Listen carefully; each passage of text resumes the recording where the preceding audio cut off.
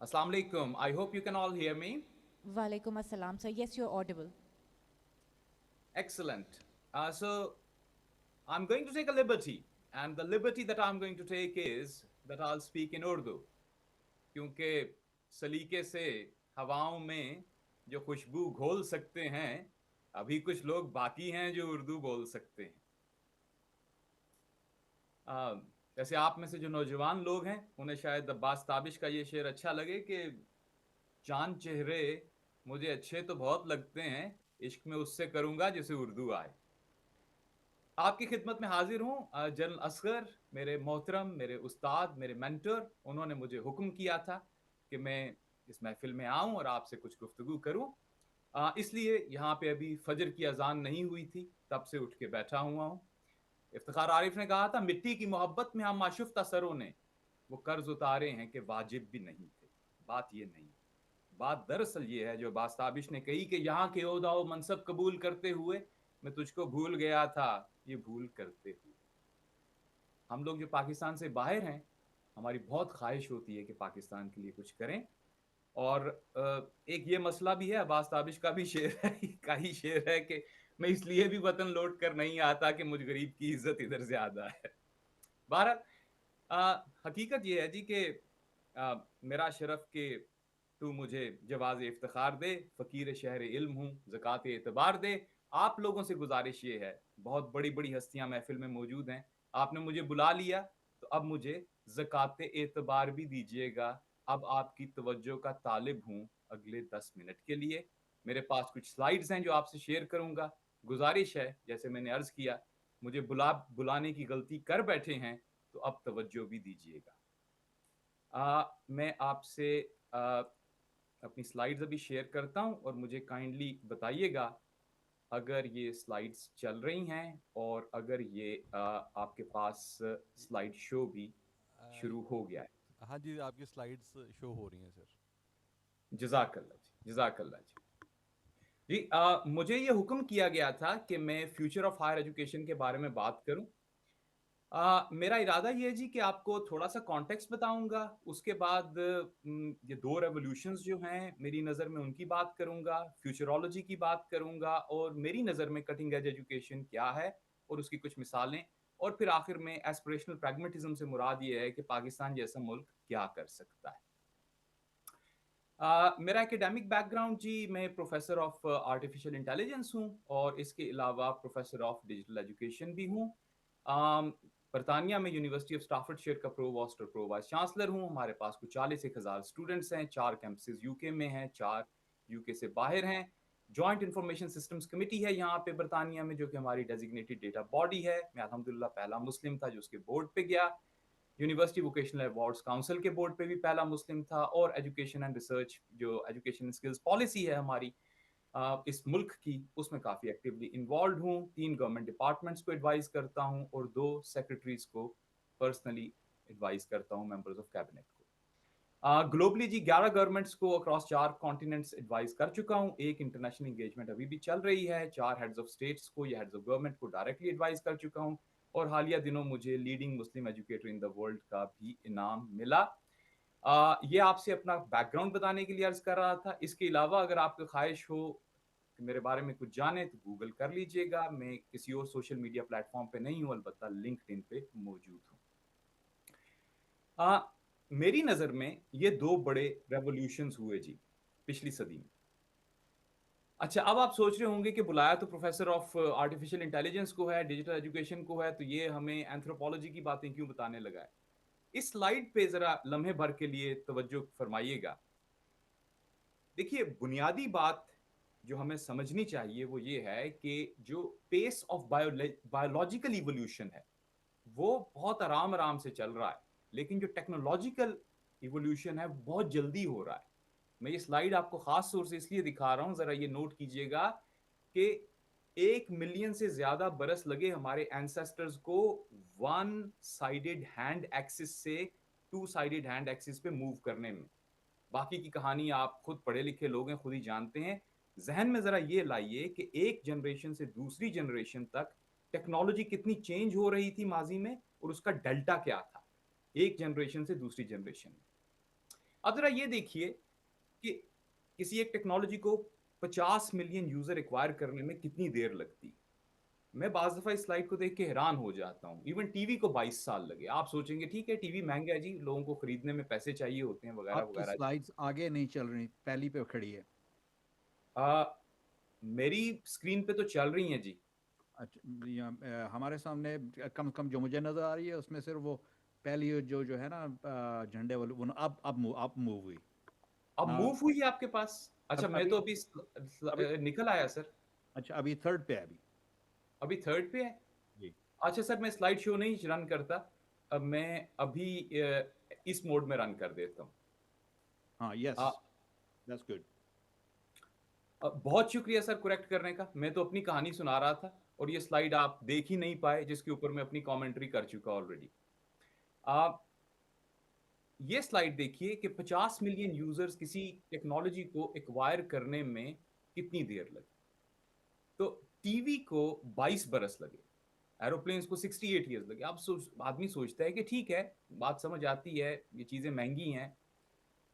आप देखिए कि इवन सेल फोन्स को और कंप्यूटर्स को कितनी मुद्दत लगी। और फिर जरा बिल्कुल बॉटम राइट कॉर्नर पे देखिए कि पोकेमॉन गो को 50 मिलियन यूजर एक्वायर करने में सिर्फ 19 दिन लगे। और अब आप चैट जीपीटी की वजह से तो जो मामला है वो तो आप उससे आशना ही हैं। आ, आप में से दोस्तों ने ये तस्वीर पहले देखी होगी यकीनन। ये सिस्टीन चैपल के ऊपर की सीलिंग के ऊपर बनी हुई माइकल एंजेलो की बहुत मशहूर तस्वीर है।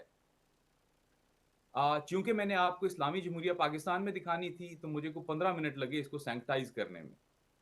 लेकिन बहरहाल इसे क्रिएशन ऑफ एडम का नाम दिया जाता है और ये एक वेस्टर्न मीडिया में खास तौर से बहुत इंपॉर्टेंट सिंबॉलिक रिप्रेजेंटेशन है। मैं इस पे तो कमेंट नहीं करता, लेकिन जो चीज हमारी नजरों के सामने हो रही है वो ये टेक्नोलॉजिकल रिवॉल्यूशन। हम एआई को क्रिएट कर रहे हैं और कमोबेश अपनी ही इमेज पे क्रिएट कर रहे हैं। आप लोग अगेन इससे सब आशना। पॉइंट मेरा ये है दोस्तों कि टेक्नोलॉजिकल रेवोल्यूशन का जो पेस है वो बहुत फास्ट हो गया है। कितने दिनों में एक टेक्नोलॉजी आती है और कितने नए यूजर्स एक्वायर कर लेती है। अब उसको जरा जहन में रखिएगा, जो हमारा बायोलॉजिकल इवोल्यूशन है, जो हमारा सोशियोलॉजिकल इवोल्यूशन है, उसके पेस को भी अपने जहन में रखिएगा। ये एक चैलेंज है हमारी जनरेशन का। अच्छा, दूसरा रेवोल्यूशन जो है वो पब्लिक हेल्थ रेवोल्यूशन है।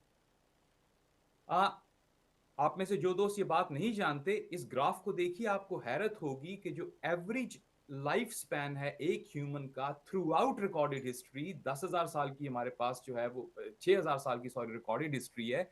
और उससे पहले जो जितना भी आर्कियोलॉजिकल एविडेंस हमें मिलता है, एवरेज लाइफ स्पैन एक ह्यूमन का 28, 29, 30, 31 बरस के करीब ही रहता है।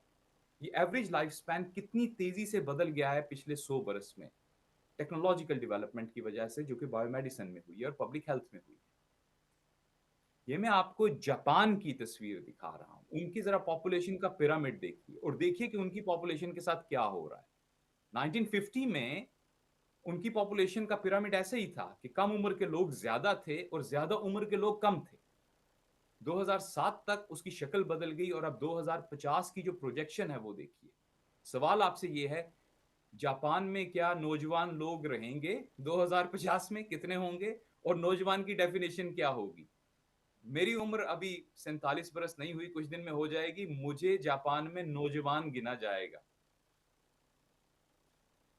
अब ये जरा पाकिस्तान की तस्वीर देखिए। पाकिस्तान में उतनी तेजी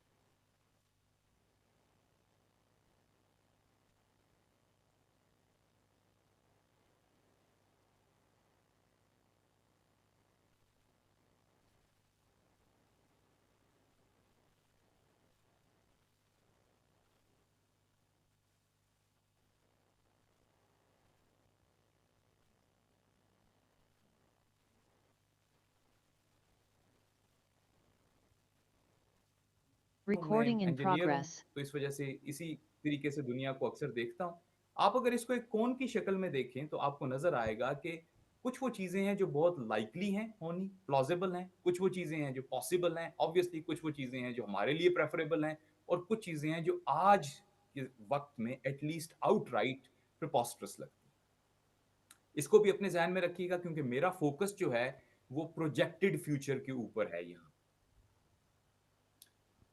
आप में से जिन दोस्तों ने एलिस इन वंडरलैंड पढ़ी, वो शायद इससे आशना होंगे कि जो लोग आप में से बायोलॉजी के बैकग्राउंड वाले हैं, वो भी इस बात से आशना होंगे क्योंकि वहाँ पे भी रेड क्वीन हाइपोथेसिस होता है कि in order to stay still, you have to run very fast. ये बात ज़हन में रखिएगा। पेस ऑफ टेक्नोलॉजिकल डेवलपमेंट ऐसा है कि in order to stay still, you have to run really, really very fast. मुझे लोग अक्सर पूछते हैं being a professor of AI कि भाई ये एआई जो है इंसानों को खा जाएगी, तो मैं ये जवाब देता हूँ कि AI will not replace humans but humans with AI will replace humans without AI. ये बात ध्यान में रखिएगा। देखिए ये एक स्टार्क रियलिटी है कि मोस्ट लाइकली जो पाथ है फ्यूचर का वो ये बता रहा है कि मैं आपसे यहाँ 50 साल की बात भी नहीं कर रहा, मैं आपसे सिर्फ यहाँ पे 10, 15, 20 साल की बात कर रहा हूँ, ऐसा होगा। और अगर आप दुनिया की खबरें देखते हैं तो आपको नजर आ रहा होगा कि बैटलफील्ड से लेके किसी भी दुनिया के किसी भी आम जिंदगी के मैदान तक ये इम्पैक्ट ऑलरेडी हो रहा है। मेरी नजर में हमारा जो फोर्सिएबल फ्यूचर है शॉर्ट टर्म और मीडियम टर्म वो कुछ ऐसा है कि जिसमें मशीन और ह्यूमन इकट्ठे चलेंगे। अच्छा, ये चीज अहम है क्योंकि हम सब एजुकेशनिस्ट हैं, हम एजुकेटर्स हैं, हम इस बात पे बड़ा फख्र करते हैं कि हम एजुकेटर्स हैं। तो स्किल्स ऑफ फ्यूचर क्या होंगी फिर? देखिए, बहुत से लोग इस बारे में बहुत सी राय रखते हैं।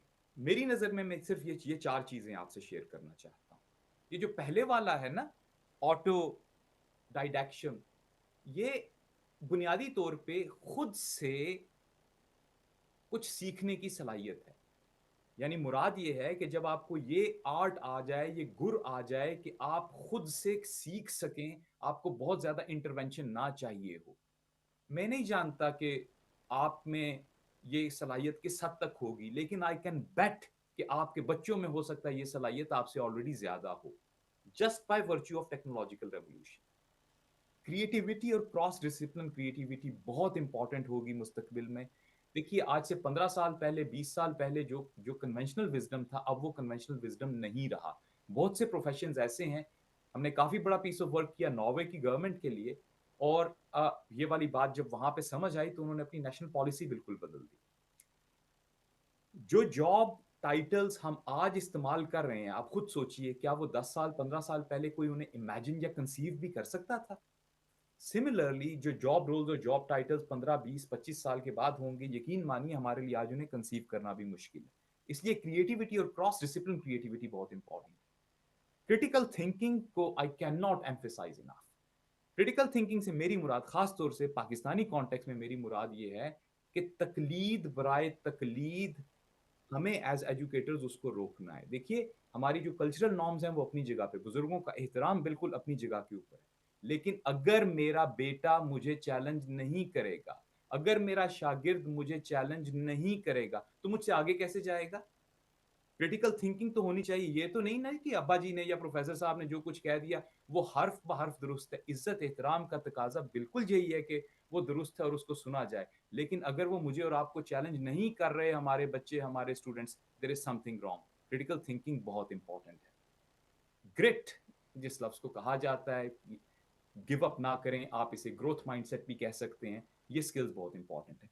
अगर मेरी एनिमेशन इस वक्त चल रही होती तो मैं आपको इस स्लाइड में ये एक जादूगरी दिखाता कि ये बुनियादी तौर पे ऐसा है कि क्रिटिकल थिंकिंग की एक मिसाल है कि जिसमें इसको ओरिजिनली 9 दिखाया गया था, इस स्टाइल को, और फिर बाद में उस स्टाइल को 6 की शक्ल में वो बदल जाती है। लेकिन एनीवे, इससे हम आगे चले जाते हैं।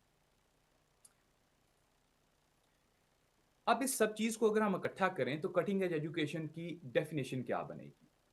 आपको अपने इंस्टीट्यूशंस में स्ट्रेटजी आइडेंटिफाई करनी पड़ेगी, और ये वो स्ट्रेटजी नहीं है कि जो लिखी लिखाई, दोहराई हुई, कई मुद्दत से आ रही है। ये वो स्ट्रेटजी भी नहीं है कि जो आप चैट जीपीटी से कहेंगे और वो लिख देगा। आपको खुद से सोचना पड़ेगा अपने पीपल के बारे में, अपनी प्लेस के बारे में, अपनी पेडागोजी के बारे में। ये जो मैं आपसे यहाँ शेयर कर रहा हूँ, ये वो मिसाल है जिसे मैंने अपनी यूनिवर्सिटी में अप्लाई किया है। मैं इसके ऊपर थोड़ी-सी मज़ीद गुफ्तगू करता हूँ। देखिए, जो इंफ्रास्ट्रक्चर है ये बहुत इंपॉर्टेंट है और इसके लिए एक इस्तिलाह जो मैंने गढ़ने की कोशिश की थी वो डिजी-फिज़िकल है। देखिए, जिस तरीके से आइंस्टाइन ने कहा ना कि स्पेस और टाइम 2 अलग चीज़ें नहीं है, स्पेस टाइम का एक कंटीन्यूअम है। इसी तरीके से एक आपका डिजिटल इंफ्रास्ट्रक्चर हुआ करता था माज़ी में जो बिल्कुल अलहदा बैठता था आपके फिज़िकल इंफ्रास्ट्रक्चर से। अब ऐसा नहीं है। अब आप जो भी कोई नई बिल्ड बना रहे हैं, I can't emphasise that enough. आप जहाँ पे भी कहीं अपना कैपिटल लगा रहे हैं और नई बिल्ड बना रहे हैं, वहाँ पे आपने सिर्फ फिज़िकल का नहीं सोचना, डिजिटल का सोचना है क्योंकि digital has to sit in the DNA of the physical infrastructure. मेरे करंट इंस्टीट्यूशन में हमने यूरोप का लार्जेस्ट इमर्सिव स्वीट जो है वो क्रिएट किया और वो इतना बड़ा है कि उसके अंदर हम कई गाड़ियां बजक वक्त खड़ी कर सकते हैं। अगर हम उस प्रोजेक्ट को शुरू से ही ऐसे इन्विजिज नहीं करते तो हम कभी भी बाद में वो डिजिटल इंफ्रास्ट्रक्चर उसमें नहीं ला सकते। ऑफ कोर्स एआई का एलिमेंट बहुत इंपॉर्टेंट है। आई एम प्राउड टू से जी कि जो मेरी यूनिवर्सिटी है this was the first university in Europe के जिसके अंदर हमने एक प्रॉपर एआई बॉट जो था और एआई एजेंट जो था उसको इंट्रोड्यूस करवाया and this is before chat GPT के और इस रेवोल्यूशन से पहले। और अब उसकी जो उसकी अपटेक है वो इतनी ज्यादा हो गई है कि एवरी सिंगल स्टूडेंट, मैंने कल रात को डेटा चेक किया, 99.98% स्टूडेंट्स जो हैं वो उसके साथ बहुत रेगुलरली इंगेज करते हैं उसके ये जो हमारा एआई प्लेटफॉर्म है उसके साथ। और मैं इसमें बहुत तफसील में नहीं जाऊंगा, जैसे मैंने आपको पिछली स्लाइड के ऊपर दिखाया, इसमें बहुत सिग्निफिकेंट एलिमेंट्स जो हैं वो चैटबॉट के हैं और जो पहले मैं आपको दिखा रहा था, जो स्किल्स आपसे बयान कर रहा था, असल में हमारा मकसद यही है कि स्टूडेंट को सेल्फ लर्निंग की तरफ गाइड किया जाए और सेल्फ सर्विस की तरफ गाइड किया जाए।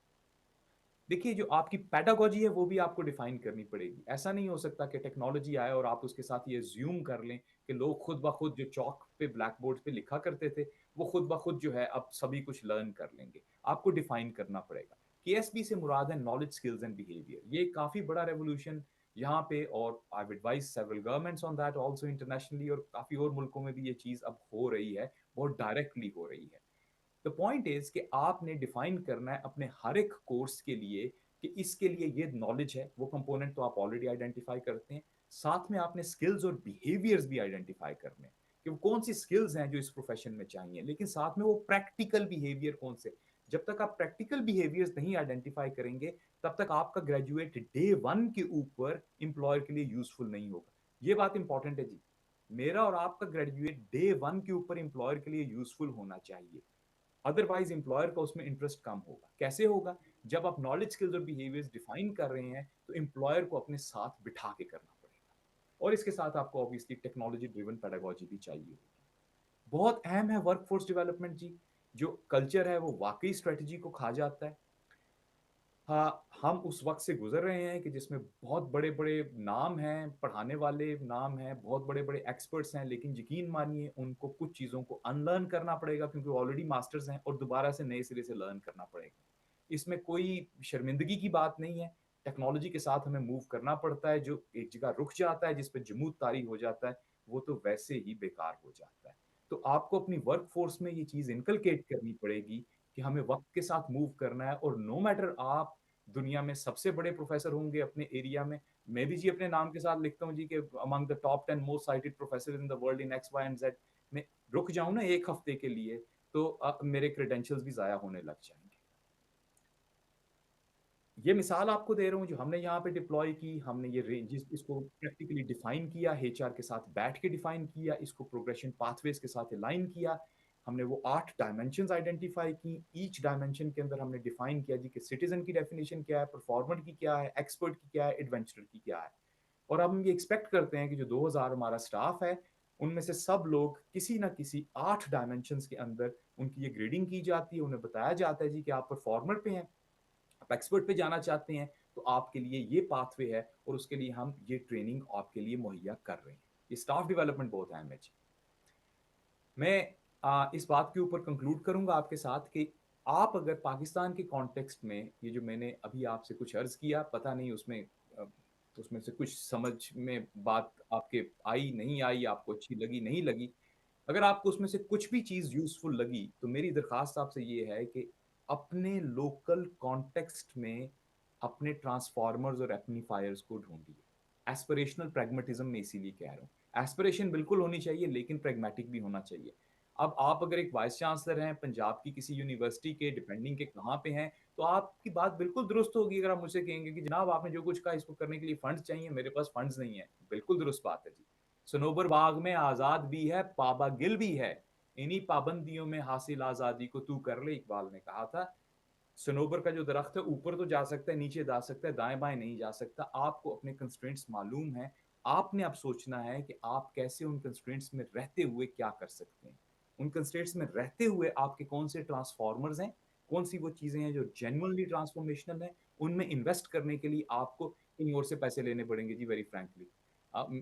मैंने भी इस दश्त की स्याही में कुछ उम्र गुजारी है, मुझे पता है कहीं से नई मनी नहीं आ रही है आजकल एजुकेशन सेक्टर में। तो आपको कहीं से डिसइन्वेस्ट करके कहीं इन्वेस्ट करना पड़ेगा। और एम्पलीफायर्स वो होंगे जो चीज़ें आप ऑलरेडी कर रहे हैं, जिनमें शायद आपको इन्वेस्टमेंट उतनी नहीं चाहिए लेकिन एनर्जी ज़्यादा चाहिए और कल्चर अकॉर्डिंगली आपको ज़्यादा बिल्ड करना चाहिए जी। मैं इसके साथ अपनी गुफ्तगू का सिलसिला ख़त्म करता हूँ जी। अगर आपके पास कोई सवाल हुए तो मैं बिल्कुल हाजिर हूँ, मुझे भेज दीजिएगा। और जैसे मैंने अर्ज़ किया, मैं सोशल मीडिया पे तो नहीं हूँ, अलबत्ता मैं लिंक्डइन पे ज़रूर हूँ, बिल्कुल मुझसे राब्ता कर लीजिएगा जी। मैं इसके साथ अपनी स्लाइड्स शेयर करनी बंद करता हूँ जी। बहुत शुक्रिया जी।